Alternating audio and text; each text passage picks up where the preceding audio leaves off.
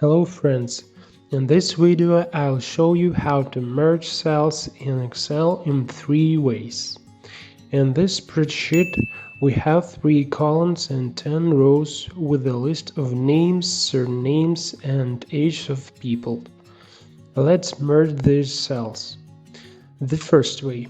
To do this I use the formula with the ampersand symbol, which is used to merge something.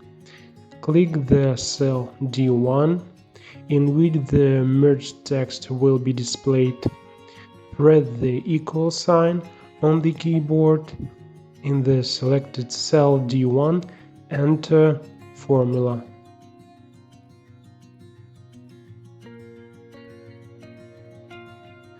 As you can see, in addition to the cells B1 and C1 adjacent to A1, the ampersand also adds 2 spaces, inserted in quotation marks according to the syntax of the formula. I'll also add a dash between cells. Press the Enter key on the keyboard. So, a summary of the 3 cells to the left of it appeared in the expanded cell D1, and the words are separated by spaces. Now we need to extend the union of the top row to all the following. Place the mouse cursor exactly on the lower right corner of cell D1 and scroll the mouse with the left key pressed to the bottom 9 cells of the table. As you can see, the union of the upper text cells has spread to the entire list. To optimize the width of column D, select it, open the list of tools format and click out of it column width. The second way, using the contact function. It can be used to merge 2 or more text strings into a single common one. To do this, we click the upper right cell D1, in which the merged text will be displayed, then go to Formulas tab, choose Text function, and in the drop-down list we find the desired contact function. In the window that opens, we enter the cell values into the function by simply clicking on them.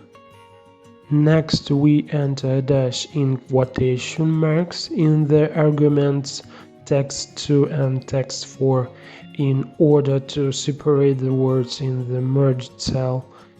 Click OK. There was a merging of cells in D1.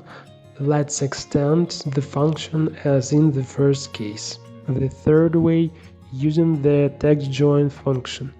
We'll find it in the same list as the contact function. We go to Formulas tab, Text function, and find Textjoin function. In our example, the arguments of this function will look like this. Delimiter is the value that appears between the cells after merging. I'll enter a space and a dash in this line. Ignore empty is a value that determines what the function will do with empty cells. If 1, then empty cells are ignored. If the value is 0, then empty cells are necessarily taken into account. I'll enter the value 1. Text 1, the values of the cells to be merged. I'll enter the range from A1 to C1. Okay, it works, and I'll extend the formula as before. Thanks for watching, like this video, subscribe to the channel, and if you have any questions, leave them in comments and have a nice day.